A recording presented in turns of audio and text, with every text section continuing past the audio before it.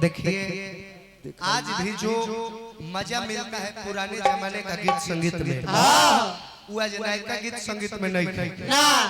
इस सच्चाई है कि इतिहास अपने आप के एक बार दोहरावे। पुरानिका जितना गीत आवत रहे काफी सुंदर लागत रहे और वो करे के फिर अब डबिंग क के 2 लिखवा के रिलीज कइल जाता। देखि त नीमू खरबूजा भइल 2 आ गइल बा कितना लहराता। गलती ना पहिल का जमाना में एक बार कमांडर कितना हिट भइल रहे। कमांडर जेने देखि कमांडर लौके।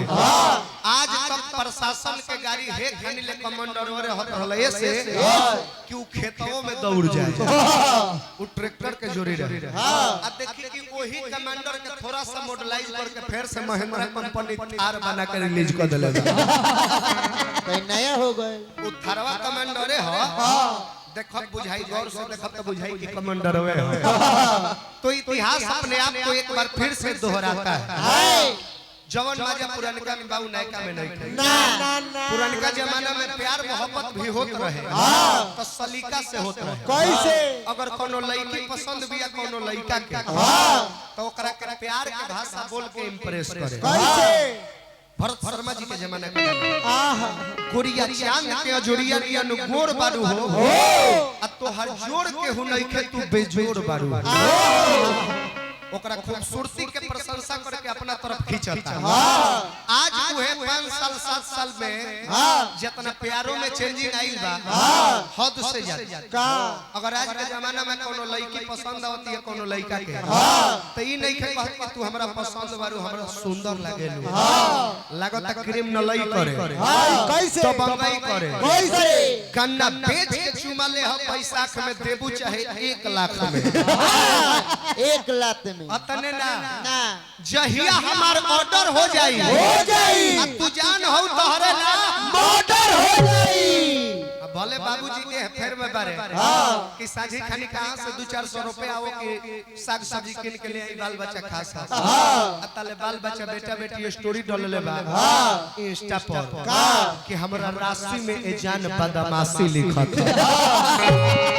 आ ओकरा बिहान भइला कैसी है अनहोनी अतले कोनो अपने ऐसा लगा के चंगुल में धरा गल बड़ा ध के पेन्हा देले बड़ा सब बिहान वाला सब संगतिया के इंस्टा पर स्टोरी लगता कि कैसी है ये अनहोनी। हर आंख हुई न पाछा से पैसा ली। ये पुरस्कार रोहित बाबू मोहम्मदपुर से दिहने भगवान बना के रखा। पहले गिन लियो ओकरा बाद ले पाछा से और ली एक बार में देना दी महाराज दिन घर से का ओ इहे लयदार के मतलब प्रिंस म्यूजिकल ग्रुप की ओर से बहुत सारा रुपया पुरस्कार भगवान बनौले रखा सरोगा तो यही में पुरानिका नयका सब मिला के चले के। देखिए जहां जिनको जगह मिलता है बैठने का प्रयास करिए आ जमीन पर बैठल कोनो शिकायत ना जे जमींदार कहला उहे नु अपने जमीन पर बैठेला हक से आ कुर्सी पर देख ला वो चौकीदार लोग बैठेला लोग चौकीदार तो चौकी पर बैठावल जाला। चली वाह वाह रुपया के बारिश हो गई नो मेला पुलिस कार्यक्रम को शुरू किया जाए ना। जय हो ठीक बा ना कैमरा वहीं पे रहने दीजिए भैया कैमरा रहने दीजिए वहीं पे। ये आप लोगों का सौभाग्य है कि कितना भीड़ हुआ है कैमरा का। लोगों को पैसा देकर बुलाना पड़ता है। आज यहाँ जो भी रात भर हम लोग कार्यक्रम करेंगे आप लोग जो भी पैसा लुटाने आएंगे वो सब कुछ YouTube पे चढ़ेगा तो फिर आप लोगों को भी गर्व होगा कि रोशन राज आए थे हमारे पास हम कैसे उनको मान सम्मान कर रहे हैं। तो ये यादगार पल है इन लोगों को रहना जरूरी है। ये माने हो रंजीत मोबाइल यहाँ 0% लोन पर फोन मिलता है। आप लोग जाइए प्रोप्राइटर रंजीत कुशवाहा जी है और जाकर अपना खरीद कर सकते हैं जो भी मन में फोन का अभिलाषा हो। मॉनिटर में बोलवाई आज के महफिल में चल के आई तमाम अभिभावक दूर दूर से चल के आइले कार्यक्रम की शोभा बढ़ावे खातिर कलाकारन पर अपन आशीर्वाद और प्यार बरसावे खातिर जे भी एजा महफिल में उपस्थित बानी सबका के सादर प्रणाम है गायक कलाकारों सराज की ओर से। और बड़ा अच्छा लागता कि इतना भीड़ में रवा सब जा उपस्थित भैला के बावजूद इतना शांति पूर्वक गीत संगीत के आनंद ले रहल बानी, बहुत अच्छा लगा था। और एक कलाकार के लिए इससे बड़ा कोई दौलत नहीं होता है, इससे बड़ा कोई खाती नहीं होता है। अगर देखा जाए तो हम लोगों के पास भी परिवार है, हम भी एक फैमिली से बिलोंग करते हैं, लेकिन अगर पारिवारिक टेंशन सबके सर पे है तो मेरे सर पे भी है, लेकिन हम अपना खुद का पहले घुमा ली ऑपरेटर भाई कन्हैया शाह जी पुरस्कार दिए, दिल से आभार। तो देखिए अगर सबका पारिवारिक टेंशन बात हमनियों के बात, लेकिन हमने के अपन टेंशन एक पल में भूल जानी जा कब जब रवा सब के चेहरा पर एगो मुस्कान देखे नहीं जा और कलाकारन के प्रति रुझान देखे नहीं तला के लगे इससे बड़ हमरा खातिर कोनो परिवार नहीं है। दशरथ मुखिया जी पुरस्कार दिहनी, प्रशासन महोदय के स्वागत बा। और यहाँ सब ना रहे तो शायद पब्लिक सुरक्षा में दिक्कत हो जाए, हाँ तो मंच के पास से तनी तनी रवा सब हट जाए। बड़ी सुंदर का है कार्यक्रम के सुचारू रूप से शोभा बढ़ावे के बाद बिना कोनो मगजमारी के प्यार से ही हाँ जी सब लोग बैठ जाते और जी जी बढ़िया। Hello hello